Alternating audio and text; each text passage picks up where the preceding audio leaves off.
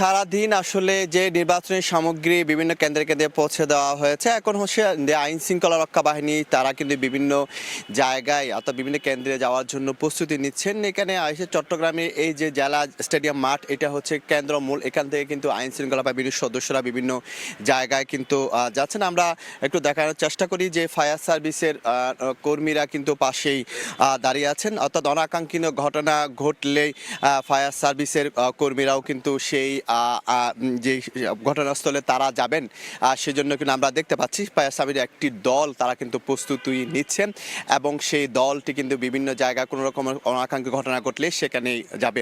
তো আমরা সকাল থেকে দেখছি চট্টগ্রামের বিভিন্ন অলি গলিতে কিন্তু যে সেনাবাহিনীর টহল, র্যাবের টহল, বিজিবির টহল এবং বিভিন্ন পুলিশ বাহিনীর টহল আমরা দেখেছি। পুরো চট্টগ্রামে যে 16টি আসন রয়েছে সেই 16টি আসনকে ঘিরে কিন্তু প্রায় 40,000-এর বেশি আইন শৃঙ্খলা রক্ষা বাহিনী মজুদ করা হয়েছে বলে আমরা জানতে পেরেছি।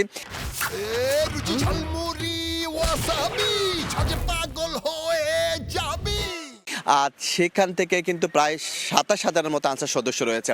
আমরা জানি রাখি প্রতিটি কেন্দ্রে অন্তত পক্ষে 16-17 থেকে 18 জনের বেশি আইন যে সদস্যরা কিন্তু নিরাপত্তার দায়িত্ব থাকবে, অস্ত্রধারী পুলিশ থাকবে, আনসার সদস্যরা থাকবে এবং সেই নিরাপত্তা বেষ্টনীকে কেন্দ্র করে কিন্তু আমরা চট্টগ্রামের বিভিন্ন যে শহরে ঢোকার যে প্রবেশ পথগুলো রয়েছে সে কাছে আমরা তল্লাশি চৌকি দেখেছি এবং সেখানে র্যাব সেনাবাহিনীর পাহারা আমরা দেখেছি এবং তারা কিন্তু অর্থাৎ বলা হচ্ছে পুরো চট্টগ্রাম নগরীকে প্রায় 40,000-এর বেশি আইন শৃঙ্খলা বাহিনীর সমন্বয়ে কিন্তু নিরাপত্তা চাদরে ঢেকে রাখা হয়েছে এবং তল্লাশি কিন্তু বিভিন্ন জায়গায় চলছে এবং সকাল থেকে কিন্তু বড় ধরনের কোনো ধরনের অনাকাঙ্ক্ষিত ঘটনা ঘটেনি, যদিও রওজানের দিকে গোলাগুলির একটি ঘটনা ঘটেছে এবং এই যে চট্টগ্রামের চন্দনায় সেই টাকা নিয়ে একটি লেনদেনের ঘটনা ঘটেছে। তো এই ছিল আমার কাছে সর্বশেষ তথ্য।